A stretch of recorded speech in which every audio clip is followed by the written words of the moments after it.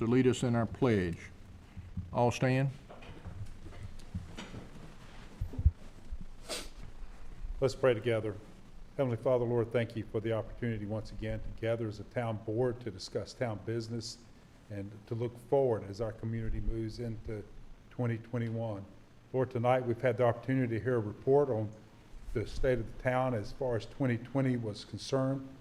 Lord, even though we've been in a pandemic, we should be very blessed that we live in Fuquay-Varina, because overall things have continued to progress and our town has risen to meet the challenge, and we thank you for that. Father, we know there'll be many challenges in 2021. I pray that you'll give us the wisdom to meet them head on. Lord, I pray that everything that's done here tonight will be pleasing in your sight. I ask these things in Jesus' name. Amen. Amen. Let's face the flag. I pledge allegiance to the flag of the United States of America and to the republic for which it stands, one nation under God, indivisible, with liberty and justice for all.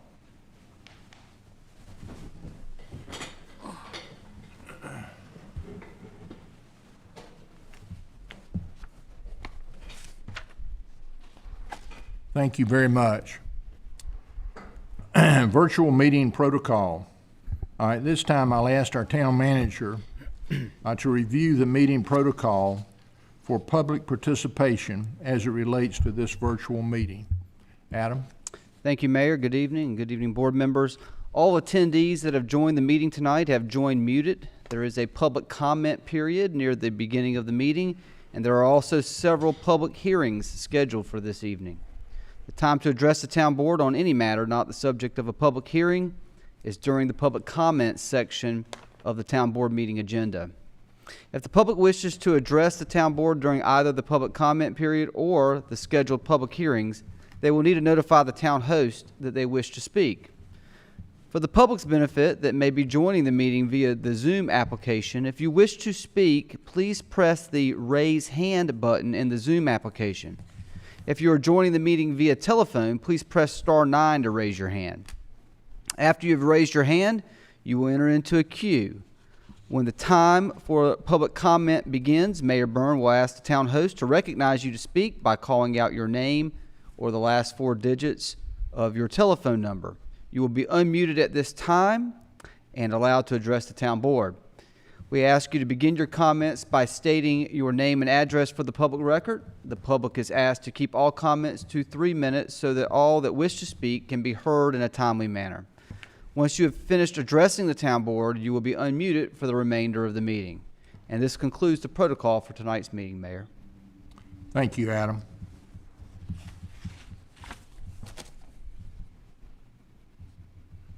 We do not have any presentations for the March 1st town board meeting. At this time, the IT director will call on individuals who have virtually raised their hand by way of the Zoom app or by telephone. Those wishing to address the town board will be unmuted one at a time. As a reminder, public comment is for those wishing to speak on matters that are not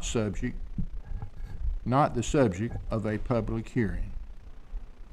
Those speaking will be asked to begin by stating your name and address for the public record, and please limit your comments to 3 minutes in order that all who wish to speak may be heard in a timely manner.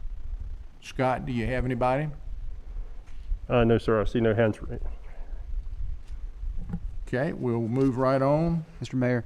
Yes, I think we may have skipped over the minutes from the February 16th meeting. We'll come back to that. Y'all bear with me a second here. Yep, here we go. Approval of the minutes from the February 16th regular town board meeting. Mayor, make a motion to approve the minutes as presented. Second. Got a motion and a second. Any further discussion? All in favor signify by saying aye. Aye. Aye. Opposed? Motion carries. Okay, good deal. Got that finished up. All right.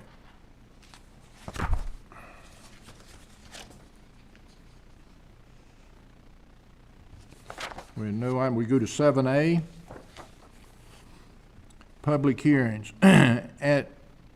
Public hearings are a time for the petitioner to express his or her request and for the public to give input and voice their favor or opposition to the request. If you wish to speak, the IT director will call on individuals who have virtually raised their hand by way of the Zoom app or by telephone. Those wishing to address the town board will be unmuted one at a time. Those speaking are asked to begin by stating your name and address for the public record. Please limit your comments to 3 minutes in order that all who wish to speak may be heard in a timely manner. Zoning map amendment, Wilburn Properties LLC, 210 and 0 Coley Farm Road and 0 Longfellow Street, REZ 2020-17. More information about this agenda item will be presented by Town Manager Mitchell. Thank you, Mayor. The purpose of this agenda item is to consider a requested zoning map amendment for a total of 36.52 acres located at 210 and 0 Coley Farm Road and 0 Longfellow Street from the residential agricultural RA and residential low density RLD zoning districts to the residential mixed use RMU, neighborhood mixed use NMU, and urban mixed use UMU zoning districts. The subject properties total 36.52 acres and are partially located in the town's corporate limits. 0 Coley Farm Road is the subject of annexation petition ANX 2020-13, currently under consideration by the town board. The subject properties are currently vacant, consisting of forested agricultural land. The zoning map amendment requests approval of the residential mixed-use RMU, NMU, and UMU, neighborhood mixed-use and urban mixed-use zoning districts at the subject properties, which are intended to permit a variety of residential and non-residential uses.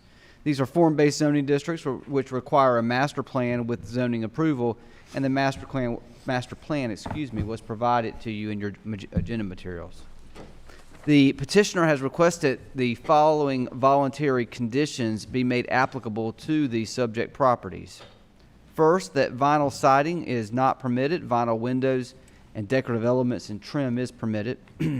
Second, relates to anti-monotony provisions. In order to promote a variation in home appearance, no front elevation and color palette combination, including the door colors, shall be duplicated for 3 lots in a row or directly across the street.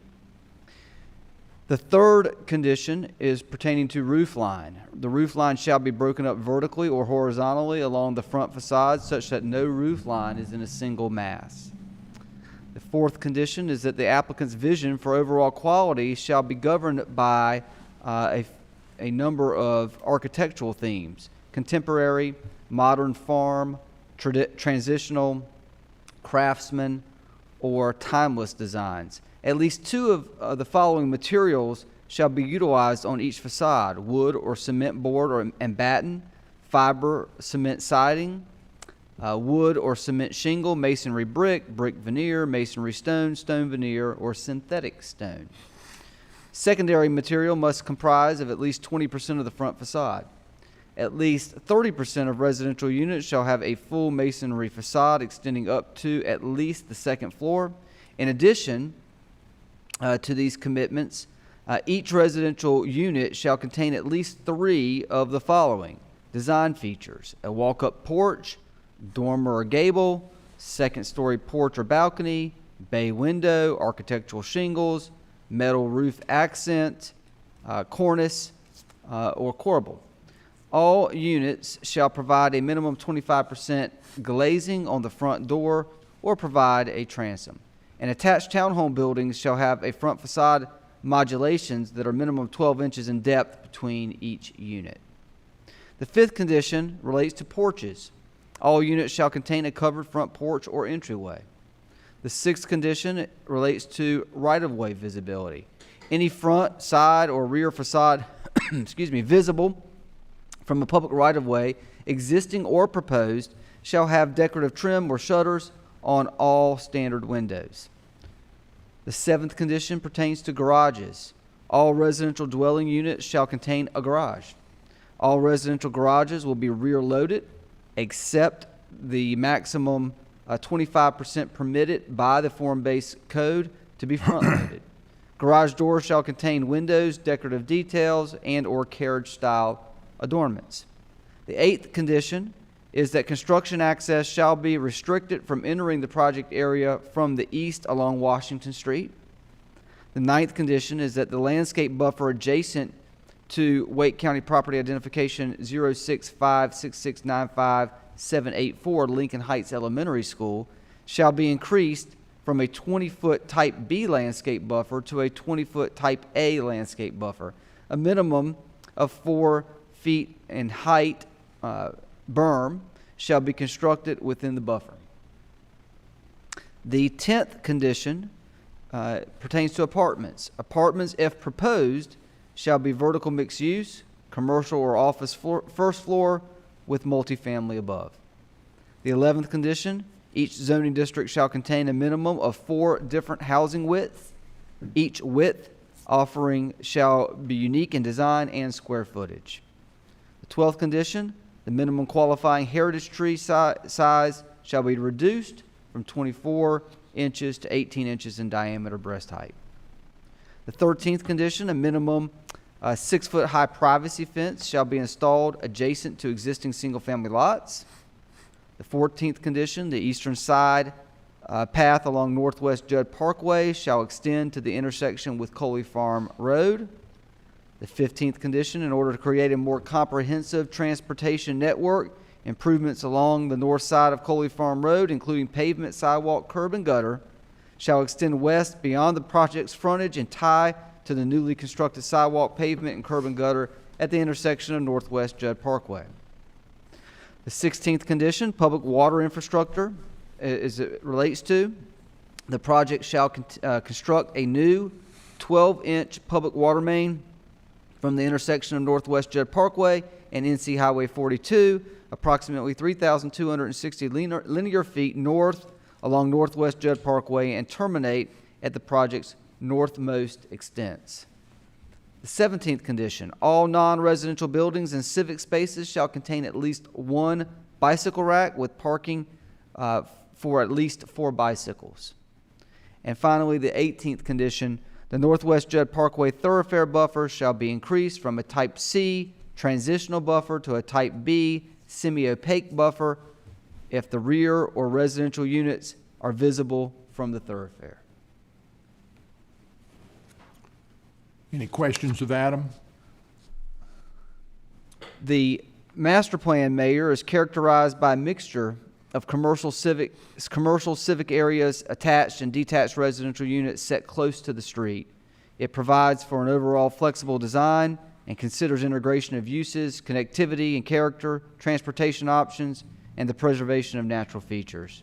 To comply with the zoning map amendment petition requirements, the associated master plan, the document, and the related maps shall identify permitted uses, arrangement of uses, open space, thoroughfare network, utilities, pedestrian network, architectural design and standards, building layout, and landscaping. The master plan shall also adhere to all other standards provided by Article Q and Appendix B of the town's land development ordinance. The master plan proposes maximum densities of 12 dwelling units per acre in the RMU zoning district and 14 units per acre in the NMU neighborhood mixed-use zoning district. The proposed densities are less than the maximum allowable densities of 18 in RMU and 22 in NMU respectively. The land development ordinance does not implement a maximum density in the UMU zoning district, urban mixed-use zoning district. However, the master plan proposes a maximum density of 16 dwelling units per acre. The location of and reduced density within the RMU and NMU zoning districts are intended to provide a transitional area from existing single-family neighborhoods to the north of the site to the more commercial and urban character of this form-based project.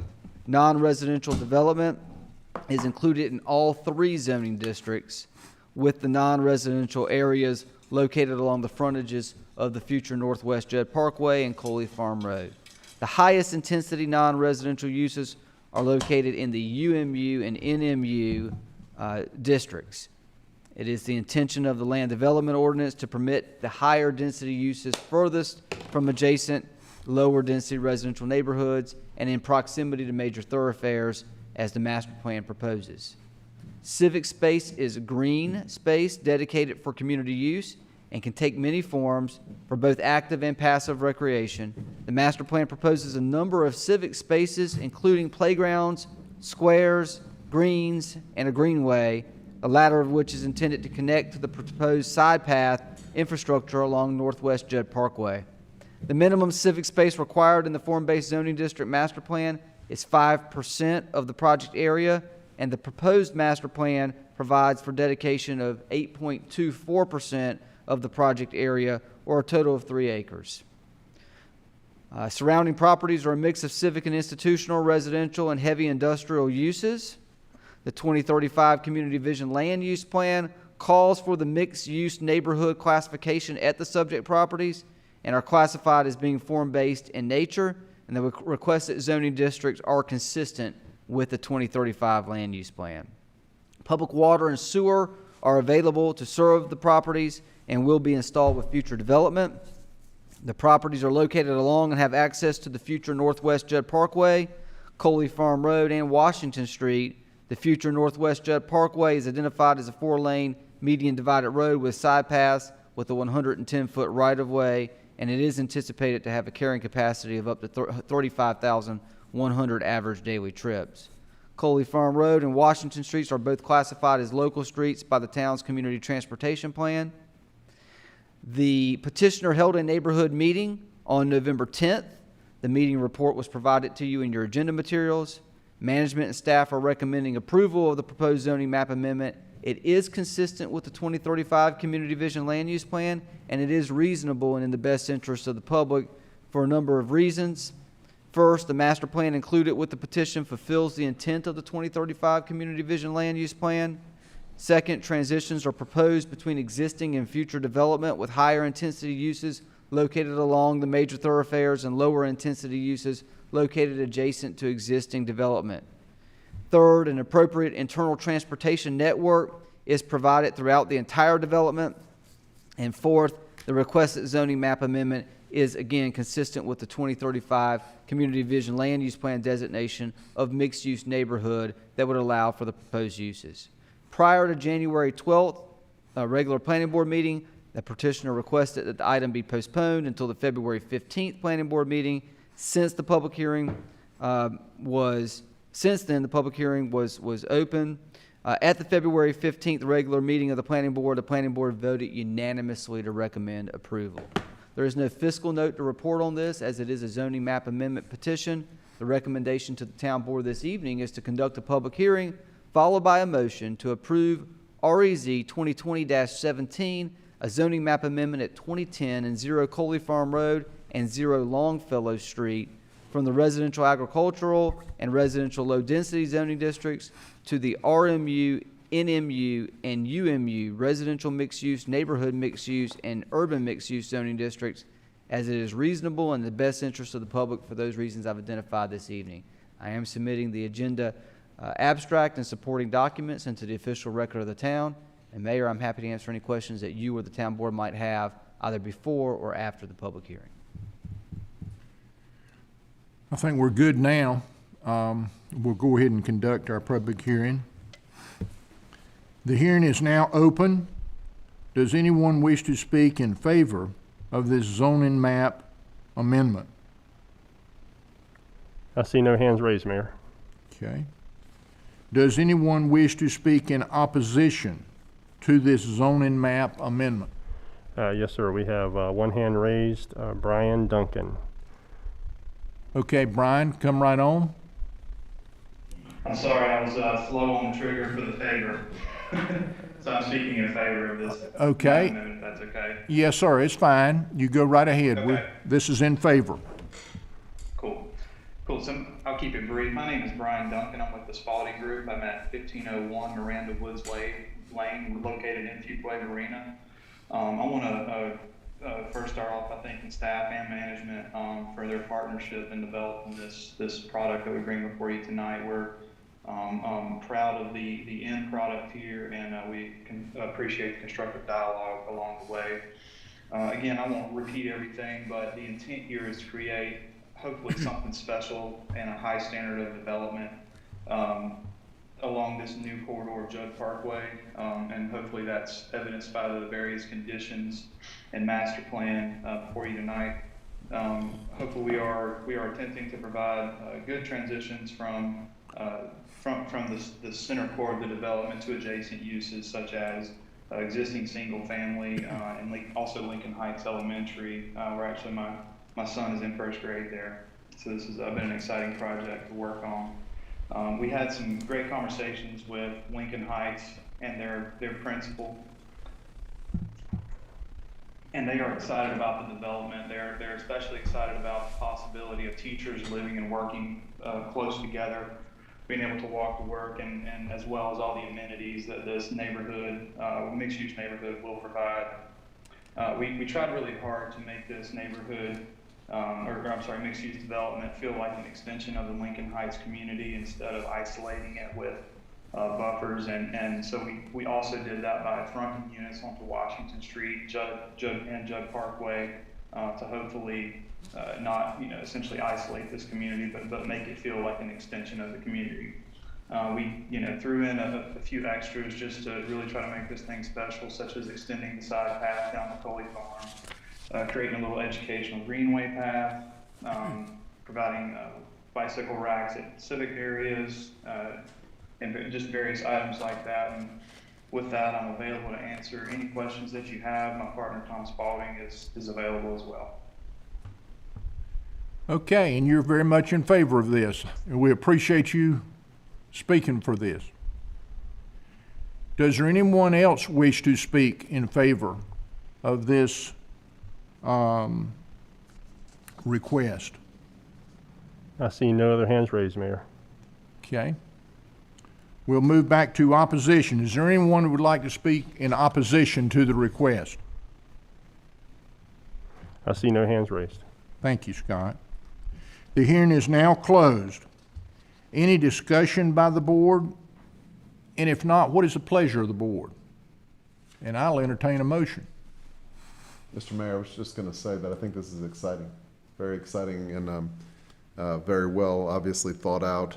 A lot of great characteristics, a lot of wonderful number of conditions that will make this just a wonderful community here in Fuquay-Varina. So with that said, I would motion we approve REZ 2020-17 zoning map amended at 210 0 Coley Farm Road and 0 Longfellow Street from the residential agriculture and residential low density zoning district to the residential mixed use, neighborhood mixed use, and urban mixed use zoning district as is reasonable and is in the best interest of the public for the reasons identified by management and staff.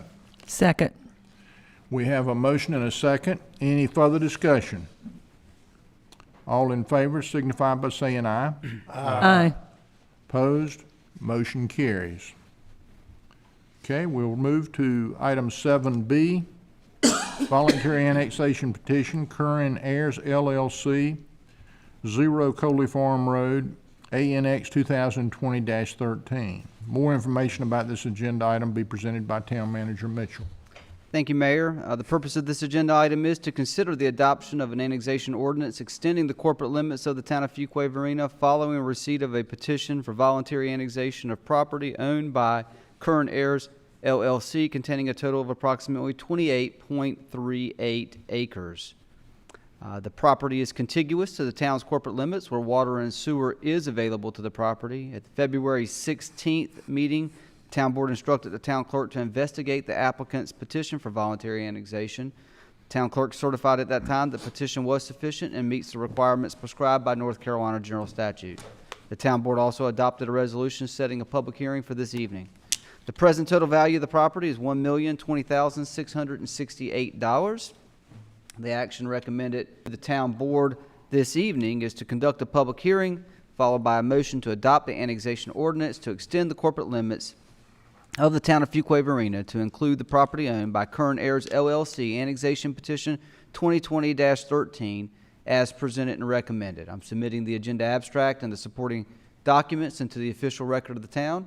and I'm happy to answer any questions that the town board may have, either before or after the public hearing. Okay, thank you, Adam. The hearing is now open. Does anyone wish to speak in favor of this voluntary annexation petition?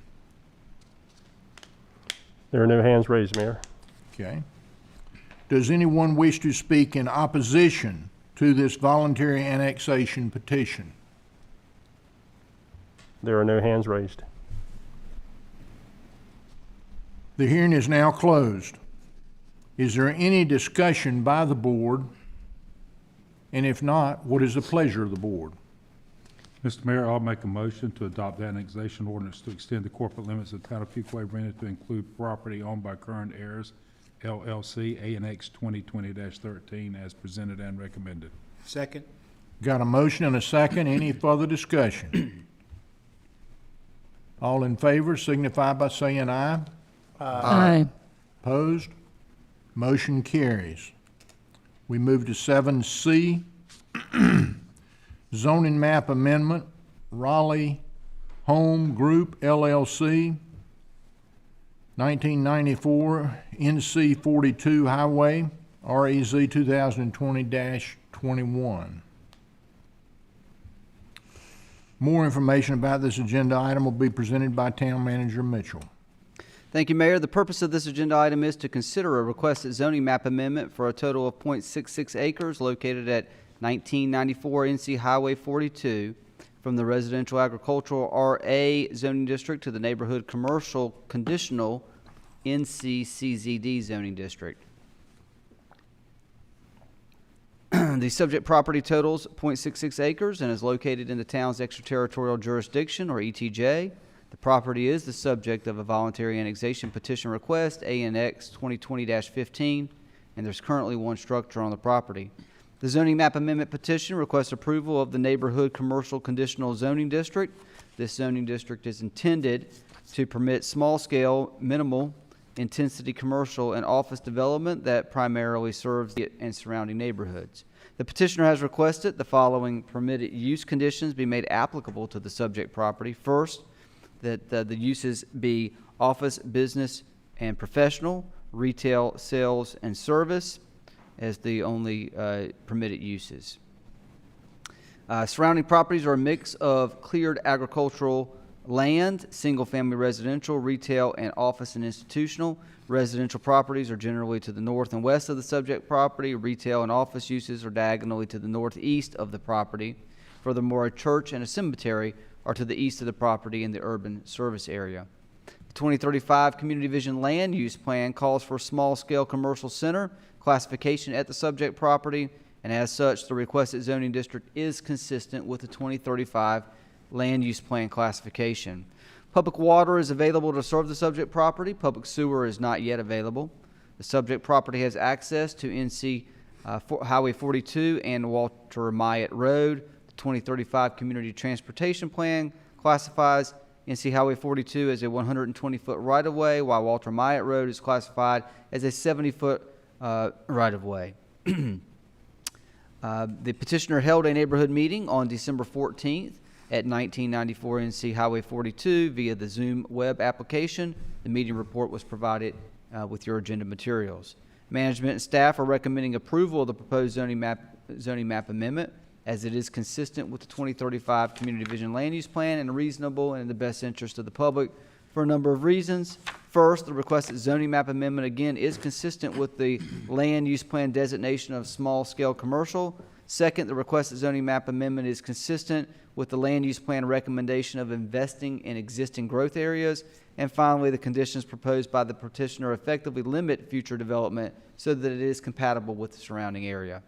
At the February 15th regular meeting of the Planning Board voted unanimously to recommend approval to this board. There is no fiscal note on this, as it is a zoning map amendment.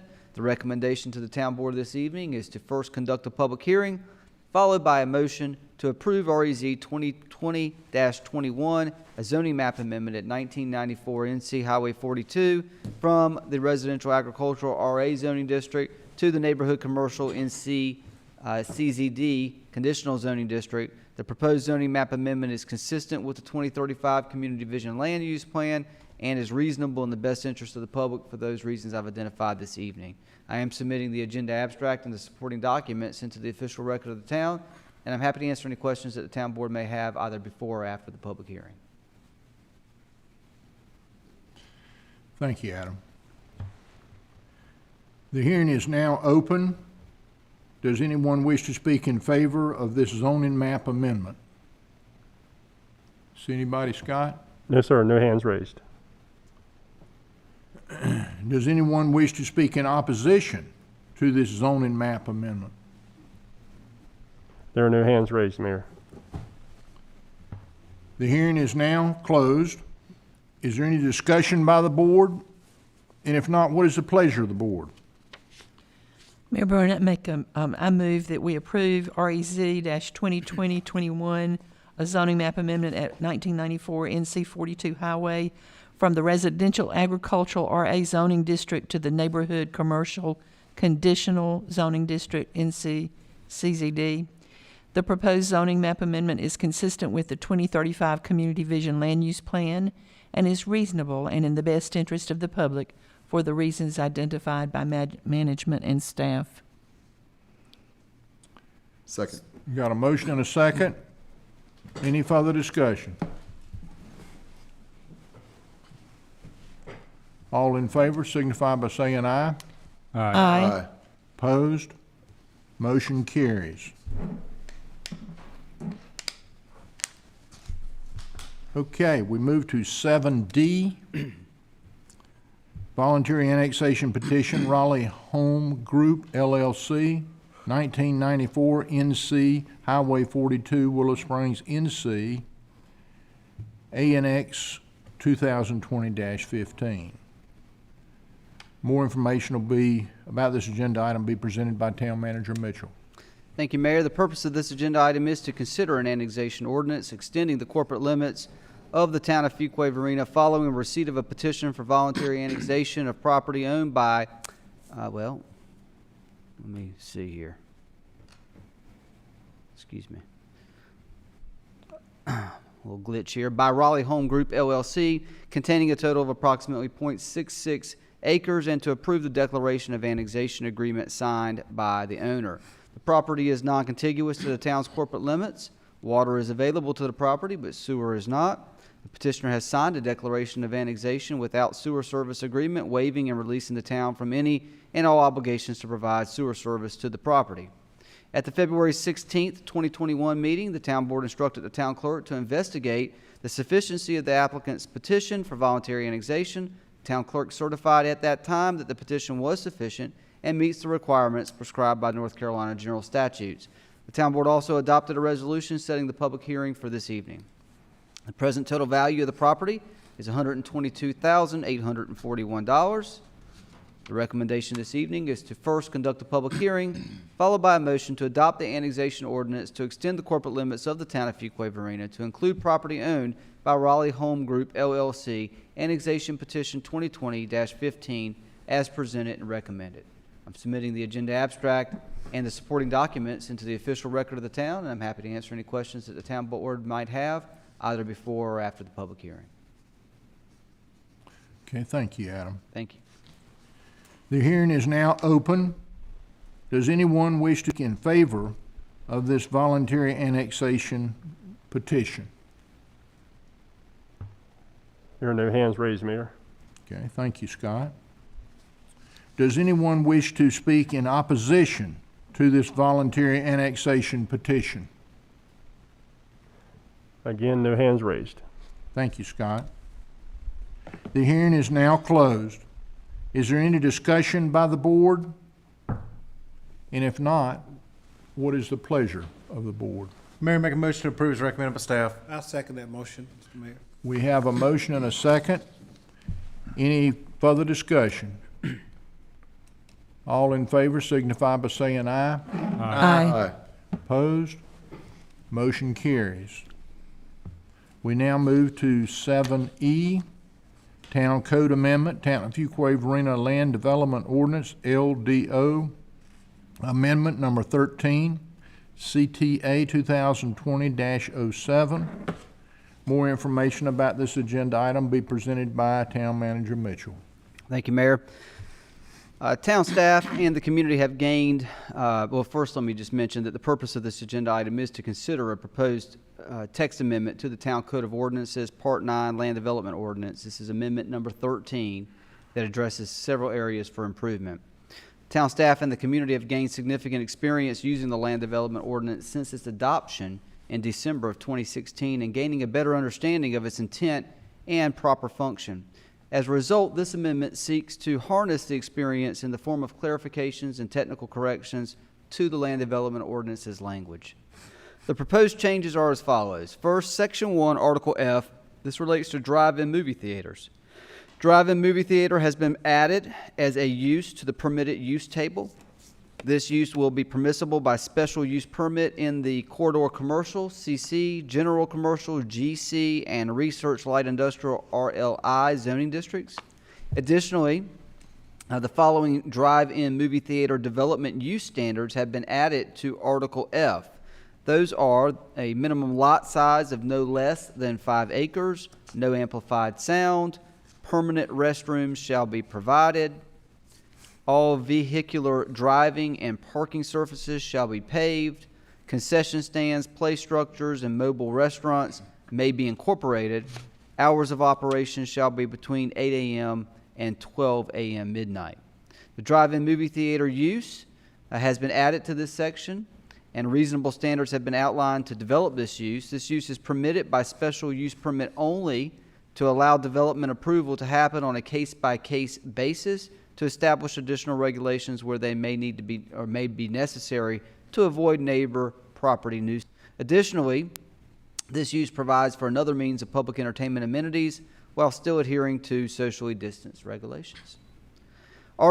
Section 2, Article J, and particularly pertaining to subsection 9-1462 recreation standards. These contain guidelines on the town's ability to require dedication of recreational land or alternatively to collect fees in lieu of dedication on new development to provide recreation opportunities to future residents. This section has been completely rewritten to provide clarity. Further changes have also been made that provide conformity with the recently adopted North Carolina General Statutes, Chapter 160D. Chapter 160D consolidates current city and county statutes for development regulation into a unified chapter along with additional changes. To provide parks, recreation, open space, or greenway sites to serve the community's future residents, the town is authorized by statute to require dedication of recreational land or to accept a fee in lieu of dedication to be used to develop the town's recreation sites.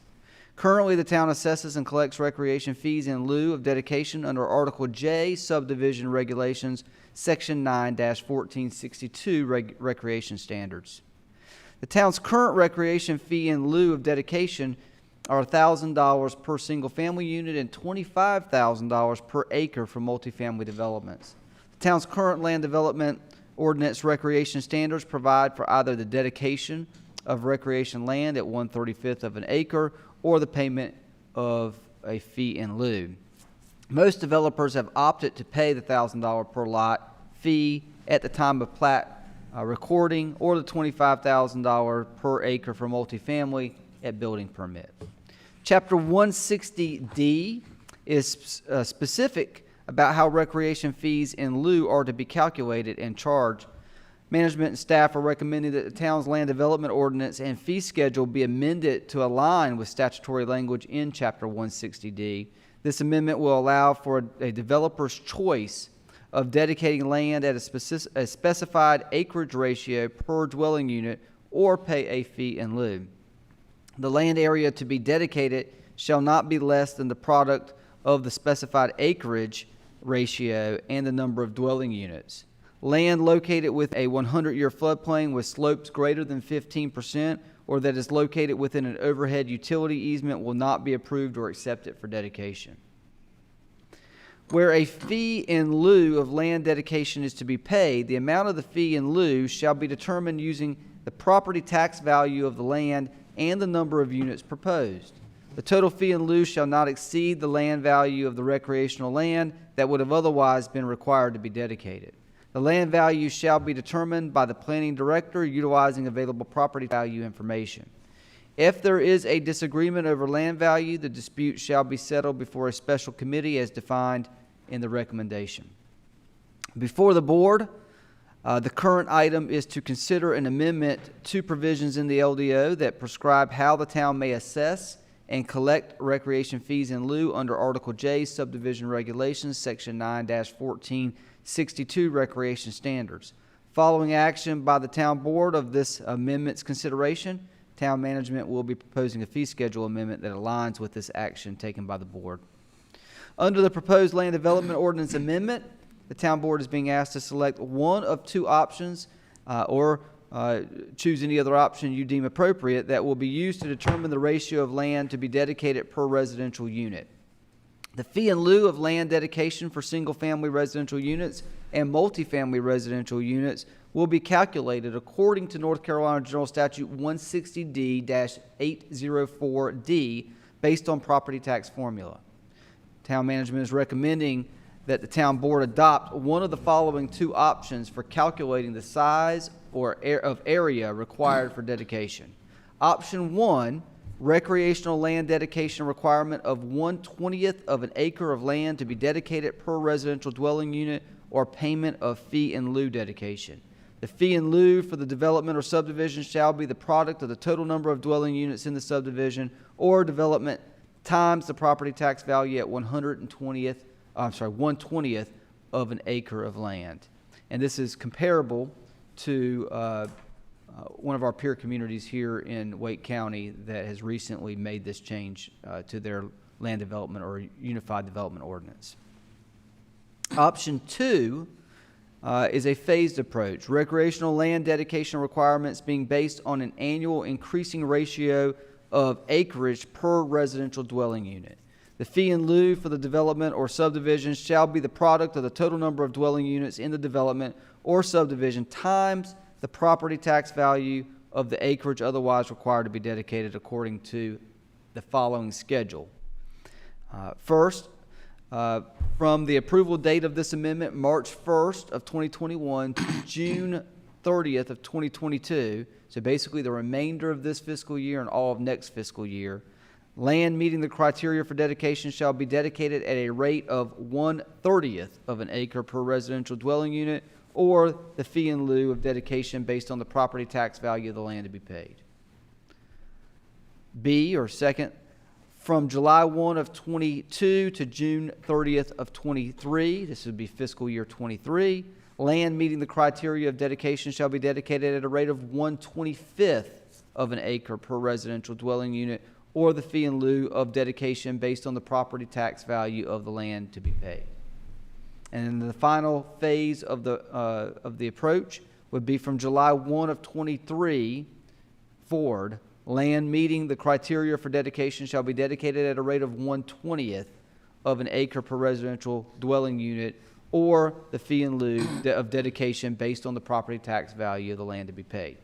And so what the option 2 phased approach does is eventually gets you to the 1/20th ratio over the course of 3 years versus option 1, which takes you straight to the 1/20th of an acre ratio from day one. Fees collected in lieu of land donation shall be held in one of 3 capital reserve accounts, the Northwest, Northeast, and South, by the town and used by the town to acquire and develop public recreation areas as shown in the town's Parks, Recreation, and Cultural Resources Master Plan Amendment recreation districts, and for no other purpose to ensure that fees collected are used in the immediate area of development. All right. I know you may have questions about that. I'm going to continue on with the remaining portions of the land development ordinance, Mayor, and then I'll answer any questions about Come back to it, okay. So additional amendments in this amendment number 13 includes Section 4, Article P. Language has been struck from the sections of this article referring to both the Planning Board and the Board of Adjustment regarding the establishment of the chair, vice chair, and acting chair positions, and now refers the user to the Planning Board or the Board of Adjustment bylaws, respectively. These changes are to remove redundancy and avoid any conflicting language. All information on these topics will now be contained in the bylaws of these two bodies. Section 5, Article S, the definition for drive-in movie theater has been established in this section. Section 6, Appendix A, a grammatical edit wherein the word quote for has been replaced with the word quote floor, as it should have been. Management is recommending that the town board approve one of the following proposed town code amendments pursuant to the town board's determination of the town's assessment and collection of recreation unit fees under Article J subdivision regulations, Section 9-1462 recreation standards. So to be clear there, in your agenda materials, you were provided an option A or option 1 and an option 2. The only difference between those is whether you go straight to the 1/20th of an acre approach for recreation, the recreation fee formula, or if you go with the phased approach over the course of the next 3 years. Town management in consultation and approval of the town attorney find that the recommended LDO amendments are reasonable in the public's best interest as they improve upon the land development ordinance's intent to modernize, provide sustainability, and allow for ease of use and enforcement specifically concerning the town's current standards. At the February 15th meeting of the planning board voted unanimously to recommend approval with the recommended language specific to option A presented therein.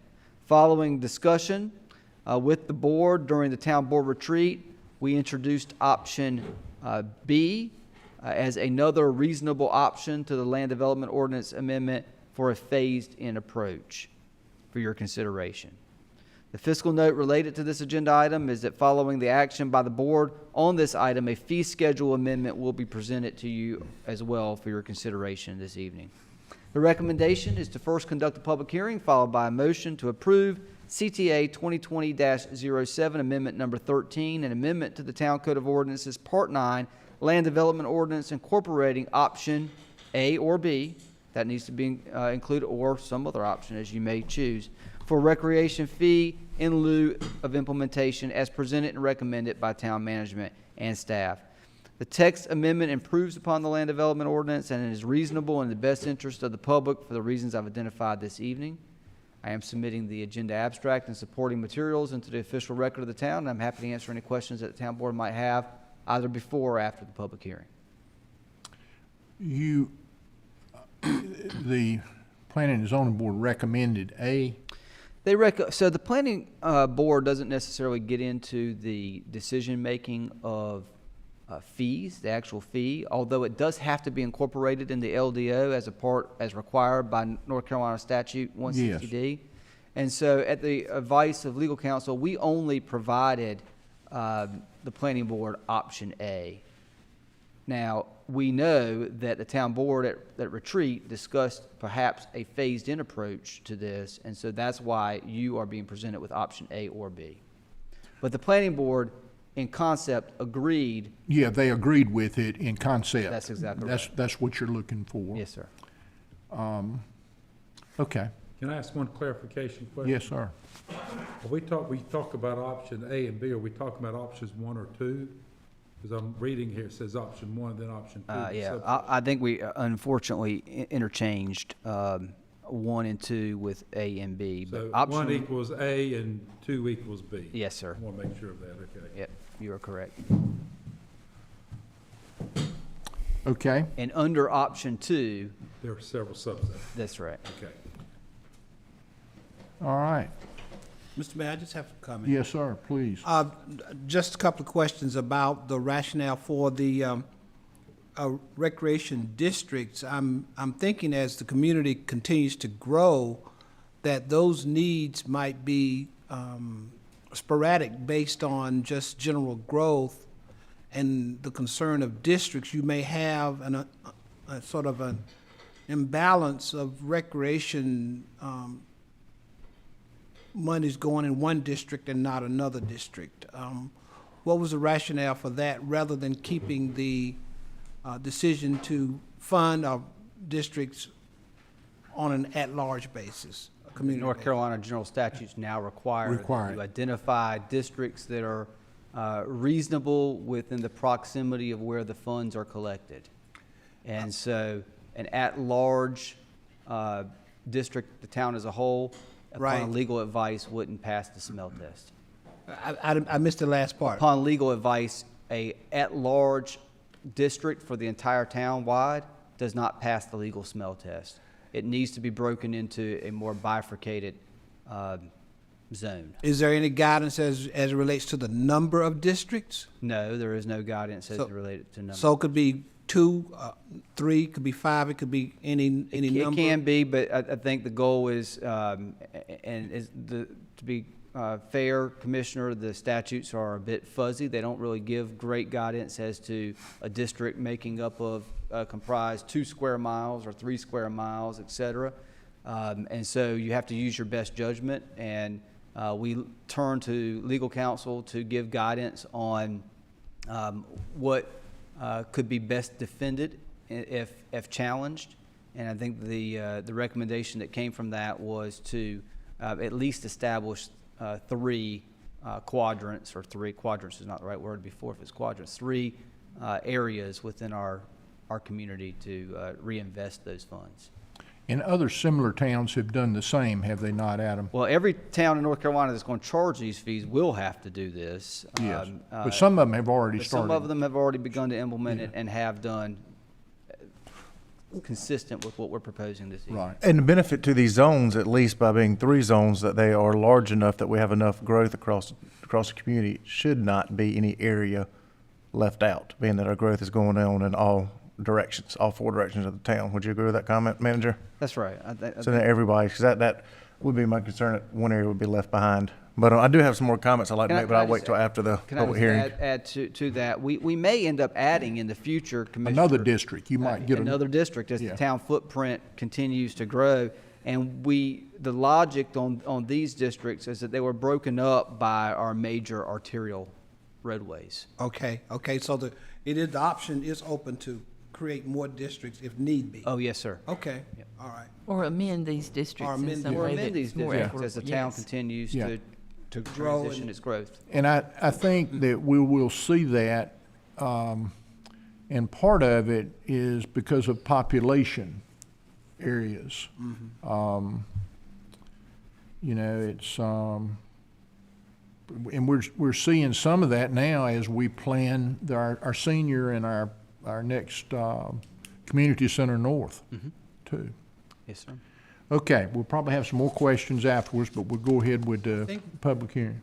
I wanted to defer my remaining questions to after the public hearing, Okay. and then ask some questions, but Did you have thank you, another, sir. Commissioner? No, I didn't, I just remember Thank you. Commissioner Okay. Messenger said he had a comment. Thank you. Yeah. The hearing is now open. Does anyone wish to speak in favor of the town's code amendment? I see no hands raised, Mayor. Thank you, Scott. Does anyone wish to speak in opposition to this town code amendment? No hands raised. Thank you, Scott. Is there any more discussion by the board? And I know Mayor Pro Tem has got a comment. Yes, sir, Mayor, thank you. One item, first off, I have to hope that drive-in movie theaters are being discussed, especially with the Rona pandemic, that somebody maybe is looking at our town about bringing one. That's right. They've inquired about it. Upon the inquiry, we recognized that we did not have a standard for that, and so that is why it's in front of you this evening, is to create that standard, and we may very well see a proposal submitted. That's what I understood in last summer during the middle of the Rona Festival pandemic. They had outdoor drive-in movie theaters became more popular as a safe alternative for people to be able to go to movie theaters, and most of them are built in the 50s, 60s, 70s, and no more new ones since then. And I did go to one, and it was neat. And so the idea of a brand new one being built here in Fuquay-Varina, I think is absolutely wonderful. And I'm glad that we're updating our ordinances to allow something fun like that our community and our citizens enjoy. Talking more about the hot topic of the night and how the General Assembly has changed some rules, and so we've had to update these ordinances in regards to that. Talking about districts, I do think that having the opportunity, we can always change any rule, as we know, but that one in my mind, for now, larger districts allows more flexibility for the money that's collected to be spent across the area versus if we have a whole bunch of small districts, it's really going to lock that down. And there may not be something specifically there in that small quarter square mile, but instead spread out a little bit down the road. And so I think that's going to give the board a lot of flexibility. But at the same time, the board can always add more districts at any point in the future and go through the process. But what this does do is we only have one community out there to be able to benchmark a little bit and try to compare it to in the whole state. And I do believe a lot of communities will have to change this, just as manager spoke a minute ago, for being able to collect this fee. And so my first comment is by charging the 1/30th rate, that is going to effectively be an additional amount of revenue than where things are at right now today. And this board's discussed the amount of projects that it wants to do, and that 1/30th alone generates more revenue. As you go to each of these smaller numbers, it creates additional revenue, meaning increases. And so I think this is something that we're going to really see play out over the next year and have to have some flexibility in a year from now to be able to adjust this. And so I think going in at it where we are at 1/30th, and then with the understanding that this is going to have to be addressed in the future between districts and from a fee standpoint, to instead of locking in at the highest rate of 1/20th, or instead of locking in at a guaranteed rate for every year automatically increasing, because it could be a year that needs to go up more than what's proposed here, and it could also be a year that it does not need to go up at all, or possibly even be decreased. That I would be in, and also being at the situation that we are here, for what management has shared with us with the General Assembly, that if we don't update this, we leave ourselves up to a large amount of exposure, and we do not need to have the citizens of Fuquay-Varina have an exposure to lawsuits. So what I would be in favor of is everything that's in this amendment and kind of doing a hybrid version of options 1 and 2, meaning that the fee schedule would be at 1/30th of an acre, and that would go into effect, and then that for in the future, the board to reevaluate this with management recommendations from other communities across the county and across the state to see how it's all shaken out at that point. Any other discussion? Just a question. In determining these three districts, did we look at the preferred growth areas? I know you said we looked at the arterial transportation route. Yeah, ma'am. At this point, really, the entire town is is a preferred growth area. We're seeing growth in every quadrant, every which direction in town. And so that really wasn't taken into consideration as a part of the creation of the districts to reinvest rec unit fee revenue. Thank you. Trying to equalize it as much and use the roads. That's I think right. You said. I think Commissioner Massengill's got a point here. I mean, does anybody have any other comments? Adam, and do you see that his recommendation will work for us? I mean, how much revenue are you projecting? Yeah, I think to his point earlier, a 1/30th ratio, when we've run some scenarios and when you look at what property tax values are in our community today, you look at the historic trend of the number of units that are being developed in either single-family subdivisions, townhomes, multifamily projects, I do acknowledge and agree that 1/30th of an acre will likely generate us more revenue than we are taking in under our current model today. And so I don't see that his recommendation will create a problem for us. I do agree and think that this is something that Needs to be revisited. Needs to be revisited. I mean, we talked about at retreat what some of our peers are currently. Of course, they're going to have to make modifications too. I imagine many of them will probably modify in a way that keeps them revenue neutral or growing in revenue some. And as you know, most of our peers in this county are charging more for rec unit fees than we currently are. We are the lowest in the county that charges this fee. And so we have some lofty goals and objectives that we want to achieve with parks, recreation, cultural resources. And in order to do that, we're going to need a revenue stream that will help us accomplish those goals. I think the 1/30th will not set us back by any measure. I think it will allow us to keep charting our path forward, but I do think it needs to be revisited, in another year, as we've had a year to see how our peers are addressing this, and as we've had a year to implement it ourselves. So what I heard Mayor Pro Tem say was he would be in favor of option 1, just not at 1/20th of an acre, at 1/30th of an acre, and then come back in a year and reassess. You feel good about that? I can support Okay. that. That is correct. Any other discussion by anybody else? I'd entertain a motion then. Mayor, make a motion to approve CTA 2020-07 Amendment Number 13, Amendment to Town Code of Ordinance 9 Land Development Ordinance, incorporating option 1 consisting of the fee being calculated at 1/30th of an acre. All else is recommended by staff.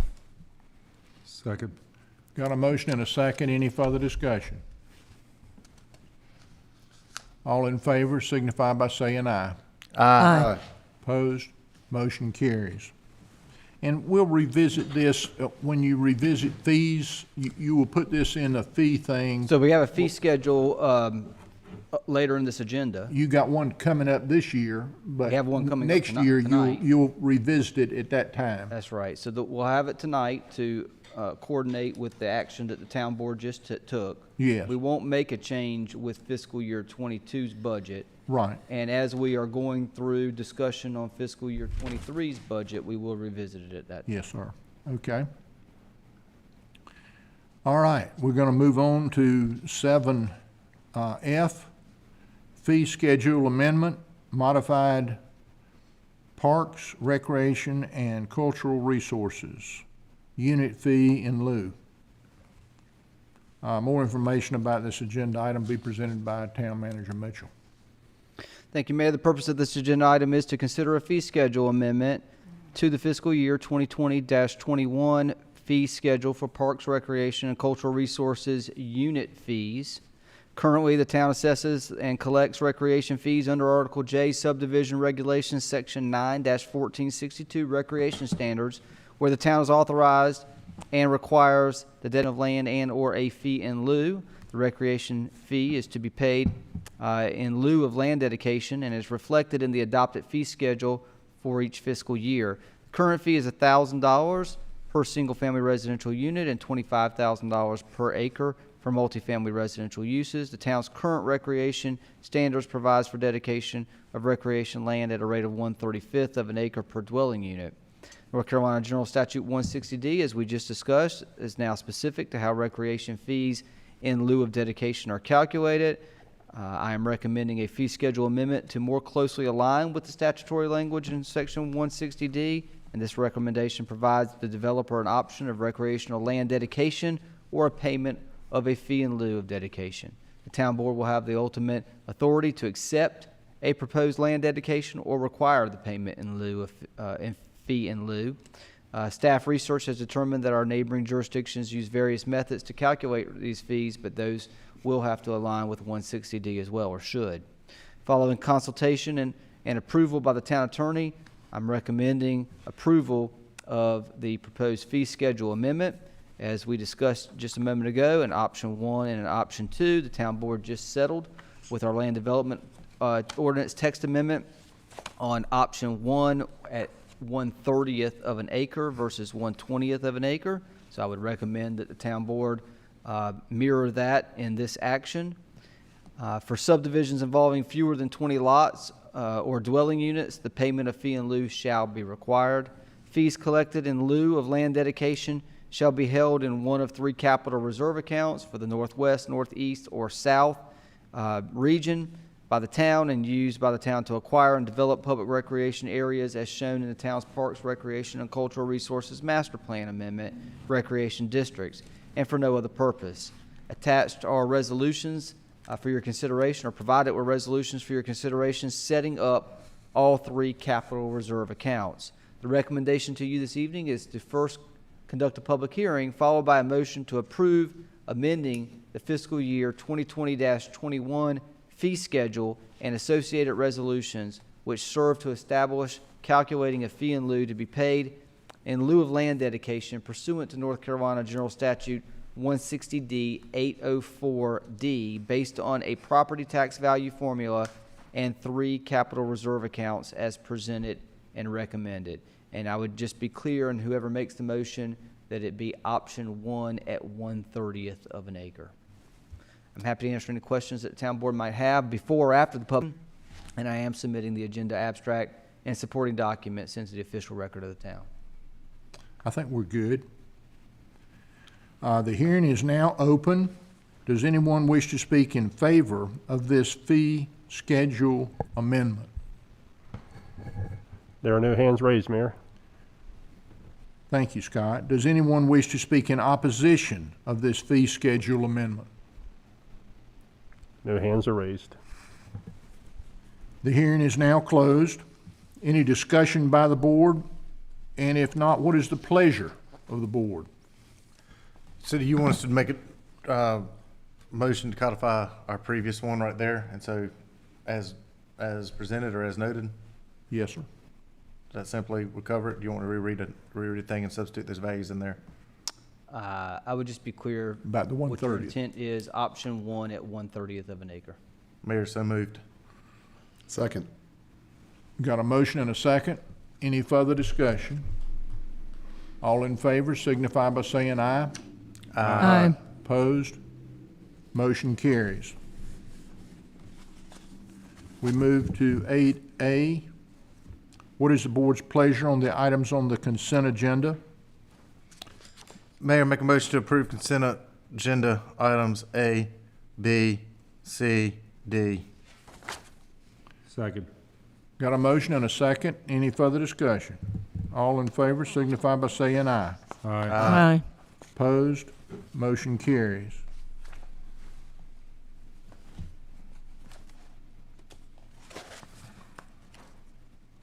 Well, I'm trying. Okay, we move to 10A. Preliminary subdivision plat, Lakestone Track 5, SUB PR 2020-09. More information on this agenda item will be presented by Town Manager Mitchell.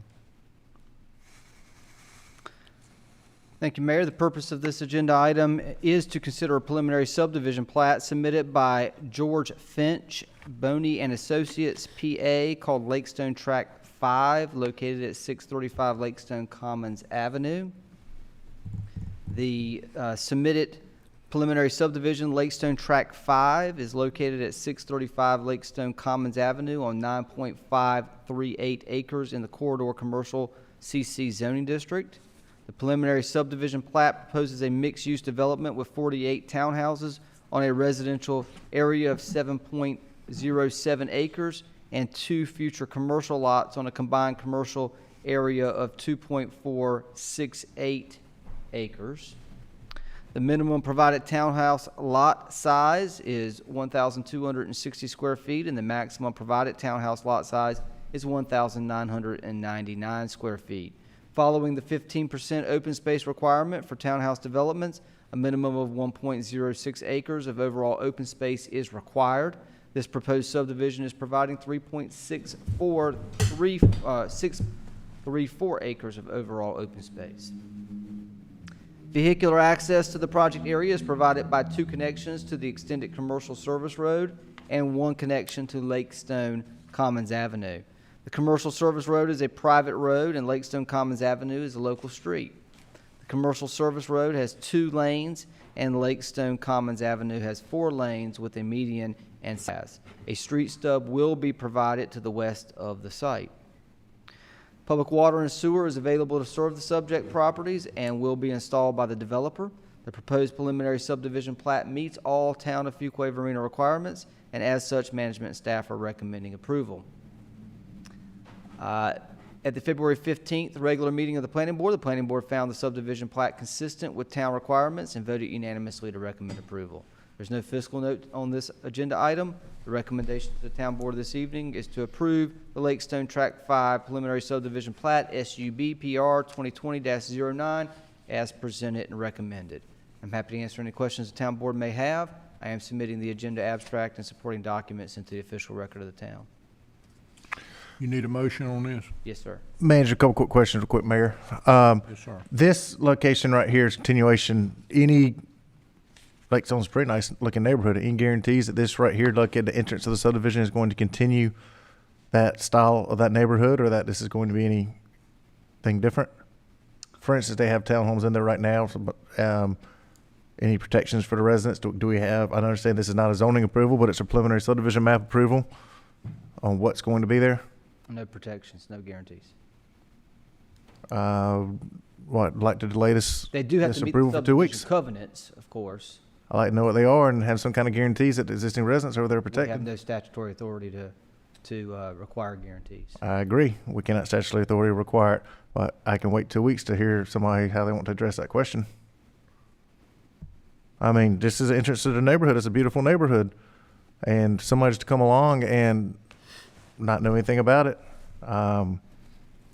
Now's the Are time these that the the board same, needs to bring up the are question. these the same developers that have developed out there before? I don't believe so. Even more reason for the That's question to right. be brought up. That's right. We do have legal counsel present tonight if the town board wants to inquire about that. I don't need legal authority to tell me anything tonight. I can simply make a motion to delay for 2 weeks, whether he agrees with it or not.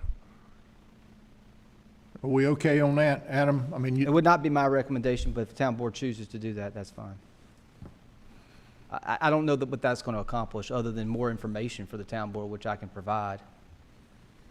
That's why I'd like to have some information. And honestly, it had not dawned on me until tonight, sitting here in this meeting, when I saw this right here and thought about where the location was, or I would have brought it up earlier. there are Something to no find out. other townhomes out there in this subdivision, is that right? There are townhomes in the Lakestone subdivision, yes, sir. There are townhomes. Well, I think the question that, or maybe what Mayor Pro Tem Massengale is inquiring about is, will these townhomes have a similar Characteristics. materials and look as the existing subdivision? They will all conform.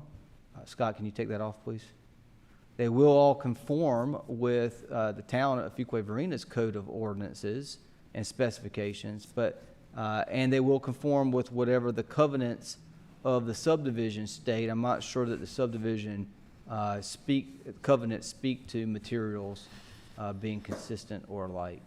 Well, and that would be one thing too, because you mentioned the covenants of the subdivision. I don't mind if town attorneys want to ask him a question about it, if you'd like me to do that. I think that would be. James, are you online?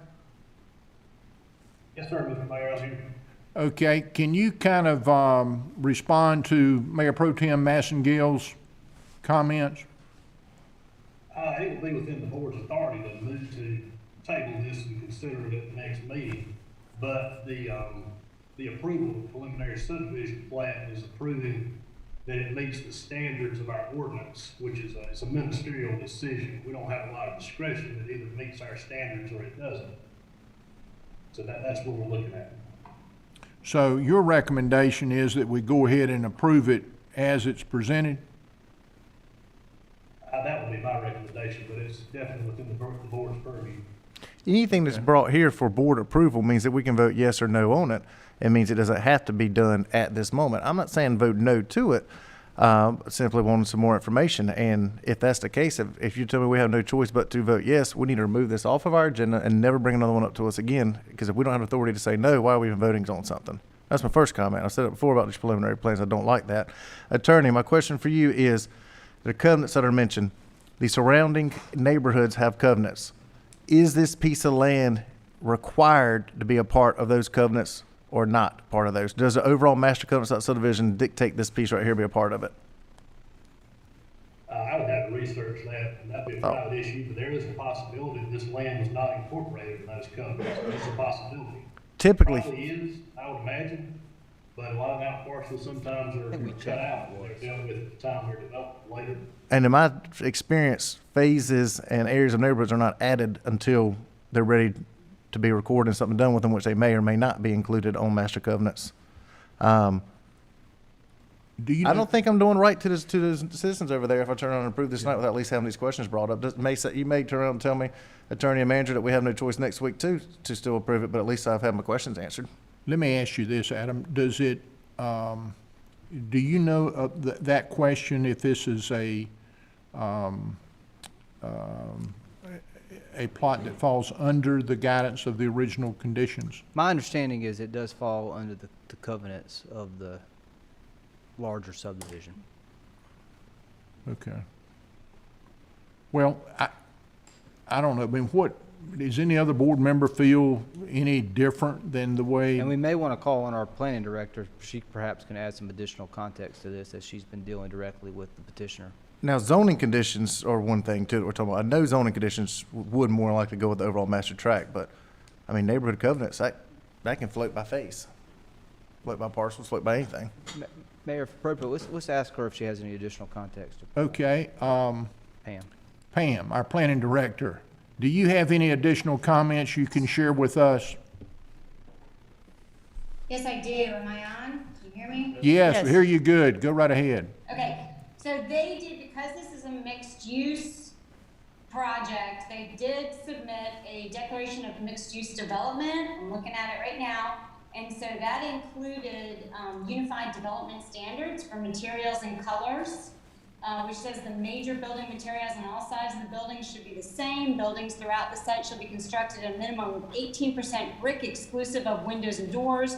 Remaining materials shall be fiber cement siding or split-faced architectural concrete block bright white. Painted doors will be black or white.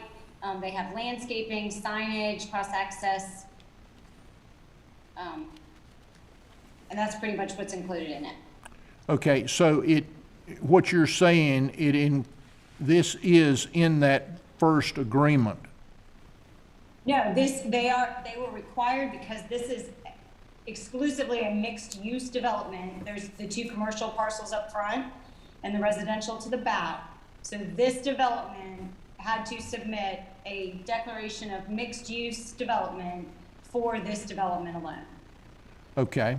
Mayor Pro Tem, does that help you any or anything? I think it'll be something toward the direction that I'm thinking I'd be interested in the neighbors. I would like to be able to review that and look at it more closely and simply wait 2 weeks. There's nothing to lose by waiting 2 weeks on that. Adam, you okay with that? It's at the discretion of the town board. Yeah, you're not, I mean, you recommend we go ahead with it. So how does everybody else feel? I'll entertain a motion then, if nobody's resistant to it. Mayor, make a motion to table this to the next meeting, which is 2 weeks from tomorrow, which would be the 16th meeting, March 16th meeting. And between now and then, I'd like to be able to study this a little bit more. Okay. We got a motion. Do we have a second? I would second that. Got a motion and a second. Any further discussion? Well, let me be clear before I vote on the motion. Please. There is a process that we go through to assure that the development is going to be, adequate and meet town standards. This is the beginning of the process, and as we go through, we'll have an opportunity to get feedback as it relates to compliance with our standards. We certainly my concern is certainly inspect to make sure what's put on the ground Yes, jives with the preliminary plat, Yeah. subdivision plat. So we wouldn't let them do something that was not consistent with what the plat was approved by the town board. okay, I just wanted to be This clear. plat does meet our standards as they're written in our land development ordinance today. But it And do- to Mayor Pro Tem's point, the town board and planning board reviewing these is a little bit unusual. Typically, they're handled administratively. They're administrative process. And this was a process that was started many years ago because, frankly, my understanding, before my time, but my understanding is the town board wanted the courtesy of seeing these things before they were officially stamped as approved by town staff. But there is no basis that I'm aware of for a board to turn down a preliminary plat as long as it meets town standards. I don't think this is a turn Thank you. down. This is not a turn down, as I understand it. This is just a delay Study it a little bit more. for 2 weeks. and continue to study it. It does not sound like to me this is something that I would be against, it's just as you suggested there, but simply, if they want my stamp of approval, I think 2 weeks to go look at one little issue on it. There's nothing illegal with that, there's nothing wrong with that. That's why I made the motion and appreciate the second. Okay, we got a motion and a second. Any more discussion? Yes, I have one more question. Okay. Please. Even though it's called Lakestone Village, it is a new track in that. So we don't think that it has to adhere to the Lakestone. So what Pam just said is they've tried to provide some provisions that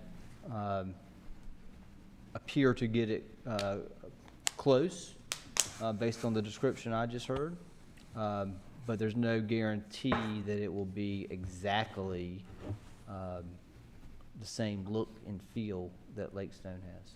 Okay. You said, what was that last sentence you said? I don't believe there's any guarantee that it will be exactly the same look and feel that Lakestone currently has. It sounds to me, based on what Pam described, is that they're going to use a higher standard of material and have plans to do something more than just a basic exterior elevation and aesthetic look, which will yield a better than basic product at the end. But I could not stand here before you tonight and say that the look will be exactly consistent with what the current Lakestone subdivision is today. North Lakes, for example, doesn't necessarily have the same architectural elements as South Lakes, but they are a connected community. Similar. Yeah. This board's just spent a lot of time talking about how we want our community to be shaped, what we think, what the citizens want in them, and simply just to make sure of a direction where we're going. I mean, I think that's, anyway, Mayor, you want to call the question? Any more discussion? All in favor of the motion signify by saying aye. Aye. Aye. Opposed? Motion carries. Okay, we're going to move on to item, maybe I'm messed up here. Is it 10B? Yes, sir. Okay. Comprehensive System-Wide Parks, Recreation, and Cultural Resources Master Plan Amendment, Recreation Unit Fee District Map. More information will be presented by Town Manager Mitchell. Thank you, Mayor. So again, this is related to the two previous actions at the town board. This is updating our master plan to include the district map for the 3 zones that we previously discussed. So the purpose of this agenda item is to consider an amendment to the 2020 Comprehensive System-Wide Parks and Recreation and Cultural Resources Master Plan. The amendment to the plan reflects the newly identified recreation unit fee districts. 3 districts have been established, and a map reflecting the update is included in the master plan's appendix. The new recreation districts are identified as Northeast, Northwest, and South, and the fees are collected in each district will only qualify to be invested within projects that fall within that same district. Following consultation and approval by the town attorney, town management, and staff are recommending approval of the proposed amendment to the 2020 Comprehensive System-Wide Parks, Recreation, and Cultural Resources Master Plan. There is no fiscal note to report on this. The recommendation to the town board this evening is to approve the plan, the amendment to the 2020 Parks, Recreation, and Cultural Resources Master Plan as presented and recommended. I'm submitting the agenda abstract and supporting documents into the official record of the town. I'm happy to answer any questions that the town board might have. I think we're all right. You need a motion on this one, don't you? Yes, sir. I'll entertain a motion. This is a good thing. Mayor, I move that we approve the 2020 Comprehensive System-Wide Parks, Recreation, and Cultural Resources Master Plan Amendment as presented and recommended. Second. Got a motion and a second. Any further discussion? All in favor signify by saying aye. Aye. Opposed? Motion carries. We move to other business, manager's report. You got- Okay, I'll keep my comments brief tonight as we still have some other items to address. I did want to let the town board know that Wake County will be conducting a COVID or hosting a COVID-19 testing site at Fleming Loop Park on March 8th through the 14th. And we'll have information about the details of the timing on that, et cetera, here in the coming days that we'll put on our website and social media. Good. I'm very excited about that. Yes, sir. I did want to also mention some good news. Our police department recently received 100 bicycle helmets through the NCDOT Watch for Me grant. And our police department will be coordinating an outreach event in the future to promote bicycle safety and give out these 100 bicycle helmets. So it's kind of a neat You know, community program. that's exciting to me. I have seen, several young kids out riding without helmets during, A lot of people riding bikes during COVID. that's right, kids during this especially. time period. And teaching them how to ride safely is very important. I think that's wonderful. At the same time, there are state laws for children about wearing bicycle helmets, and a lot of people aren't aware of it, think it's just what you do, but no, it's required, and Yep. it comes from safety, and as we talk about insurance ratings, what that does for them. But, when you mentioned that right there, and this will take me about a minute, of the bicycle helmets and what the police department are doing in our community, I mean, it makes me sit there and think about all the things over the past year that the police department has done in our community, and from community outreach program and what's been done. And some of these items that I want to mention at the same time as you talk about these helmets is the Police Explorers program, the barbershop rap sessions, coffee with a cop. Coffee with a cop has been going on for nearly 5 years. Nearly 5 years that this has been going on. Christmas wish programs, shopping with the cops, shopping with the police officers. I mean, that right there has been a incredible program that businesses have partnered with the police department in our community, and the police department has been able to take kids out shopping and help their families fulfill gifts and dreams for them. So that's great right there, what's been happening. He's got a little bit more about the police department here coming up, I think. The Facebook and Nextdoor outdoor reach programs has allowed communities to be able to correspond with the police department and know what's going on in their community. To the best of my knowledge, there has not been a single time that the police department has not been invited to something or been asked to participate with something in the community, whether it was a citizen, a resident, a business, or any kind of program, that they have not been there to volunteer. And I think that's pretty impressive. I mean, you see police officers playing basketball in the street. I saw a picture on the internet the other day. One of the neighbors had posted in Sunset Bluffs of police officers had stopped and just sitting there playing basketball in the street with them. That's neat. That's stuff you see on TV in Hollywood on TV shows, but that's not just TV shows. It's real life of what our police officers do being involved. We haven't gotten to do Teen Day because of Rona this past year, but that'll be coming back soon. And that program was what's going on with our police department. And the programs that our police department does in our community, I hear and see more of that from the Fuquay-Varina Police Department than any other community in Wake County. And I think that's extremely impressive, what they're doing right there and how they're being involved in our community. And so, when you talk about bicycle helmets program, that's just one more item of what's going on and how they are out there involved in our community. And so that, I wanted to say that when you brought up this helmets, right, that made me think about that. And, we talk about some different programs in our community of people that do different items, and it's almost always police department is there involved, volunteering and helping out. And so thank you for that. And thank you for doing the helmet program. Thank you. Thank you, Mayor Pro Tem. Appreciate your comments. Adam, you had a few more things? A few more things. Additionally, I feel like this is becoming a little bit of a broken record, but we've broken a new record in the inspections department for the month of February. The least number of days in a month in the calendar, and the most inspections that we've done in a single month on record for the town. Not inspections, excuse me, single-family permits, 161 single-family permits for the month of February. The previous record... The shortest month. Shortest month. The previous record was just last month in January at 149.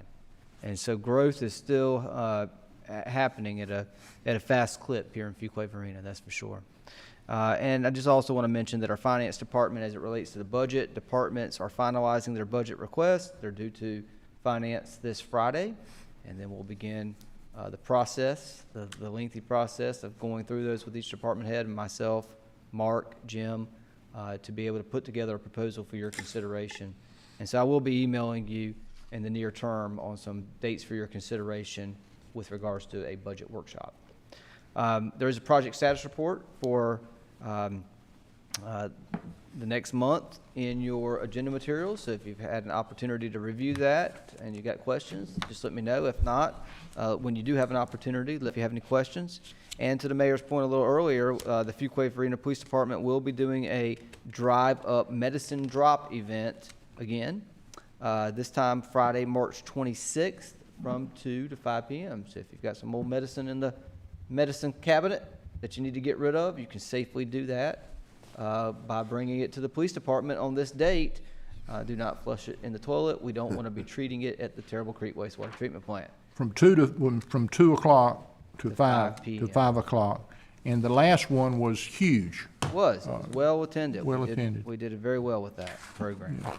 And with that, Mayor, I do not have any additional items to report to the board this evening. We do have a closed session that I'll report on before we go into closed session. Okay. Mayor Pro Tem, you have any other words of wisdom you want to share with us? I just want to thank staff for the State of Town address. Mary did a good job speaking and leading that for the board in here. Staff did a very good job of putting together that presentation too. So thank you, sir. No further business. Yes, sir. Commissioner Smith, No comments this evening, Mr. Mayor. Commissioner Harris, No comment, Mr. Mayor. Commissioner Wunsch. Thank you. I had a few comments. First of all, I appreciate the comments that the Mayor Pro Tem had shared, and you know, with all the programs that the Fuquay-Varina Police Department has done. I remember when the chief had shared the many programs, and I was just astounded by the amount of programs that have been done over the years, and wanted to thank Chief Vonstock for her leadership. I realized that we're coming into the spring, and it's been 6 years since it was announced that Chief Vonstock was going to be our new chief, and so that's exciting. It's hard to believe that much time has passed, but in those 6 years, all these number of wonderful programs have been established that the Mayor Pro Tem had mentioned, and they've been wonderful for our town. As a result of these wonderful programs, I saw in our newsletter where Fuquay-Varina has been ranked the safest small city in town in North Carolina. What I had forgotten was that it wasn't just 2021. We've also been ranked among the safest towns in North Carolina for years.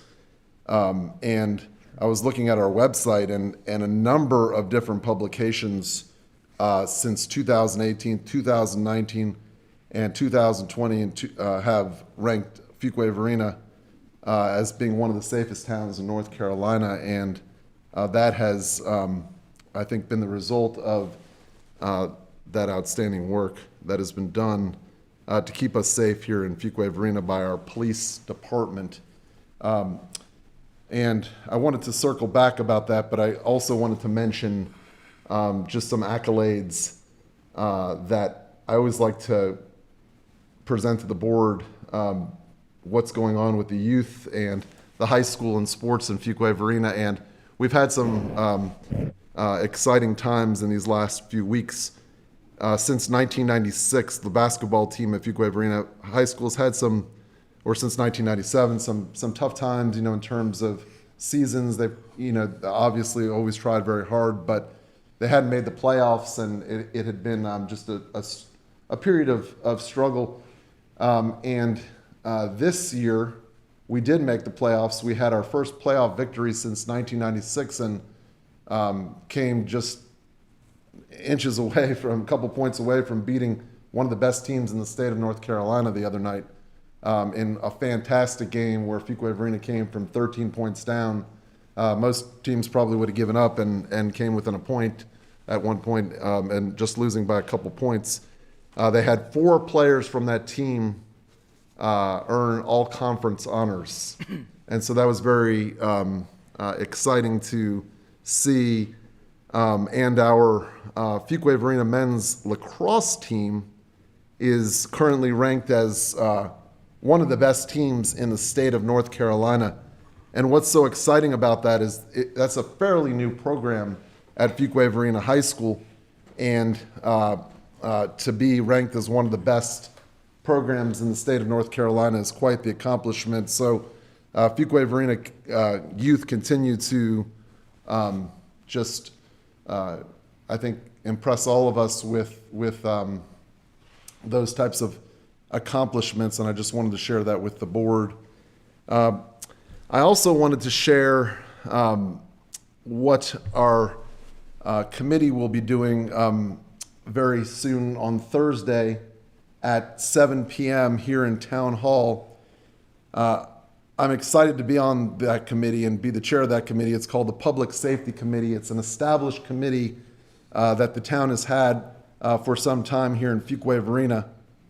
And on Thursday night, our work begins as we are tasked with addressing community relations between the town and the community. Now, I will recognize the Fuquay-Varina Department has worked very hard to build these positive relations with our entire town through extensive programming, as you've heard tonight, hiring practices, transparency, and community policing, which has always strived to treat everyone equally, fairly, and with respect. This committee's work will build upon this tremendous work that has been done by our Fuquay-Varina Police Department and Chief Fonstock, and also address any areas that the community feels can be improved, and listen to the community and listen to what they have to say about anything that they feel can be improved and worked on as we engage with the public to receive this very valuable feedback. And I'm excited about this opportunity. I see this as a very important opportunity where we can build upon what has already happened here in Fuquay-Varina, as we've discussed tonight, and we can continue to learn from each other and continue to grow as a town, and again, listen to our community and listen to the people in our community as we continue to grow in this area. So I'm excited to be part of this committee. I'm excited to work with the other committee members, Commissioner Gardner and Commissioner Harris, who have been in this community for a very long time and have been active, as the mayor said tonight, very active in this community. And I look forward to the work that we will accomplish. And then after this committee, for this purpose that we're meeting, we will present recommendations to the full board. And again, this is at 7 p.m. on Thursday night. Now, because of COVID, obviously we cannot congregate in the same room. That would be most ideal, so we could listen to the public and look at the public live, as we've been conditioned to do over the years. And but we will be able to stream this live like our town board meetings. And I would very much encourage the public to participate. Today I reached out to the Chamber of Commerce to share this committee happening and the time and place, and would encourage us all to reach out to the public. As Commissioner Harris has often reminded me, not everybody is on the computer. Not everybody has access to the internet to know about these meetings. So sharing this in our houses of worship and in the places we go so that the public can participate. And so that would be my comments, and thank you for the opportunity, Mr. Mayor. Thank you, Commissioner Warren. There's a couple things that I would say, and we keep wanting to brag on our police chief, Laura Fonstock, and she's doing a very good job. Some of the programs started under Commissioner Smith over here when he was our police chief. The one there at South Park when we were doing the weed, not the weed and seed, but the Teen Day started with Police Chief Smith, at that time, and he did a great job with our police department. So our police department has a longstanding, good, strong, reputation of trying to do good things for our community. Mr. Mayor, may I make a few comments? I know I've had my chance. But Yeah, just- that's all right. Yeah. Let's go to Marilyn Gardner, and then we come back to you. Oh, I How's that? thought Commissioner Gardner had spoken. I'll wait. No, Marilyn hadn't. Go ahead, Go right ahead, Marilyn. I don't have much to add to what's been said already, but I thought the State of the Town video was awesome again, and I'm really excited to see what happens when it moves to competition somewhere, because I think it's always a unique way to tell our story, and it didn't disappoint. It was really good. And I wanted to also say, with a couple of the public hearings tonight for a new development, I really liked seeing some increased standards of appearance, and I'm excited about what we'll see, because that's a very visible piece of property. And I think it's, I'm really excited to see what this looks like. That's all, Mayor. Okay, thank you very much, Marilyn. Commissioner Harris. I overlooked the work of the North Carolina League of Municipalities Task Force. I wanted to just sort of update you on the task force. We met last Friday, and we're moving right along when it comes to garnering recommendations as it relates to municipalities and how we can deal with the issues of racial equity. Also on,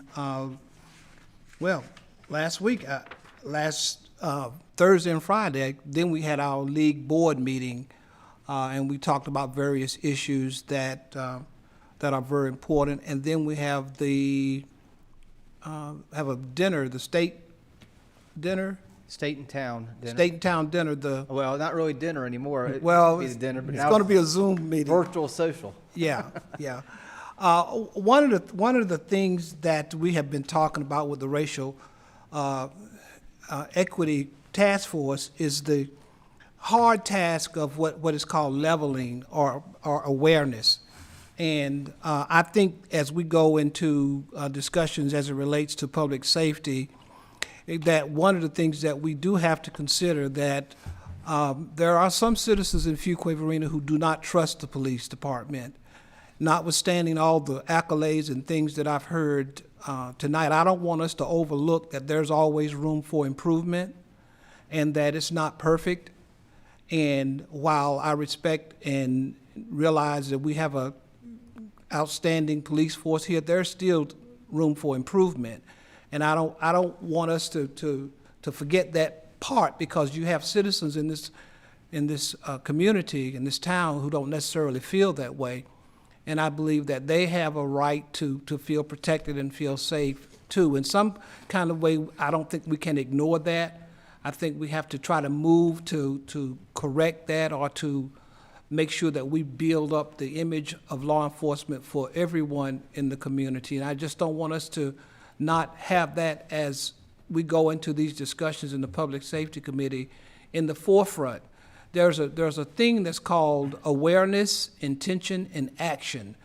And the hardest thing for us sometimes, I think, to move forward in the area of public policy is to talk about the awareness of the issues that, in some instances, administrative agencies and organizations have to admit that they have faults and make mistakes.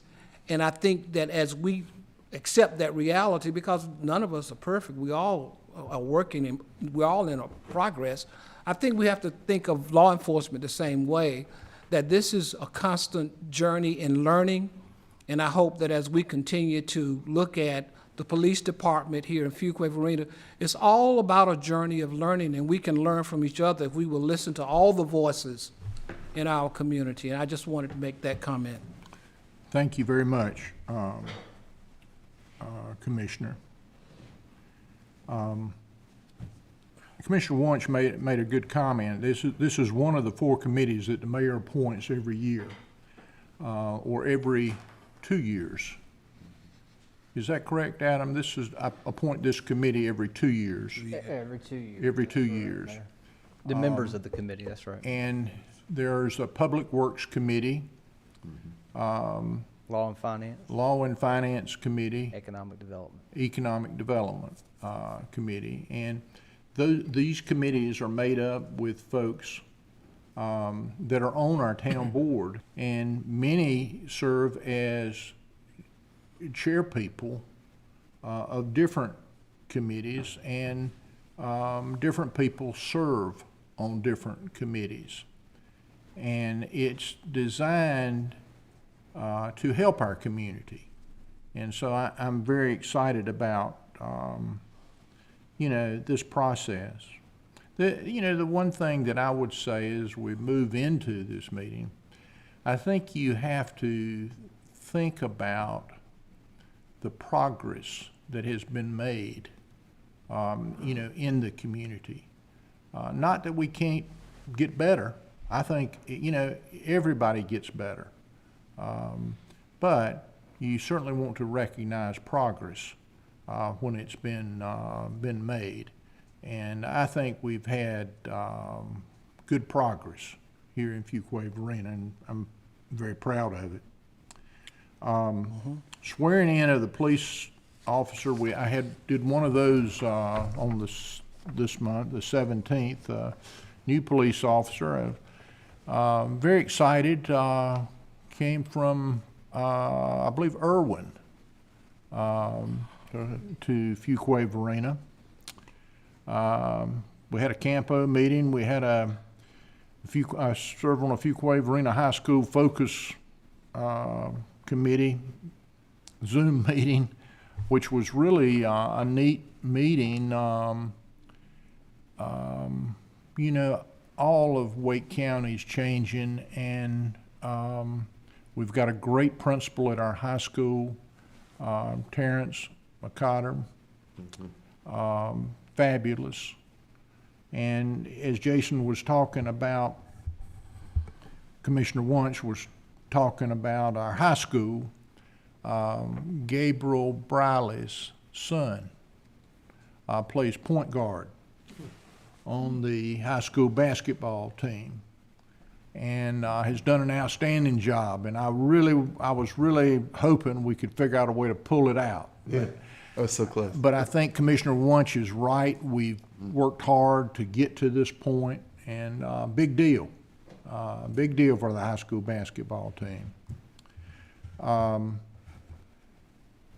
Adam was, he was out of pocket this past week, but I was on the Metro Mayor's weekly legislative update call, and the governor has made some changes and continues to make some changes on COVID. And I'm very hopeful that we will continue to see the improvement along those lines. On the 3rd, today's the 1st, I believe it's the 3rd, is the meeting that Commissioner Harris was talking about, that I will be and Adam will be on that too.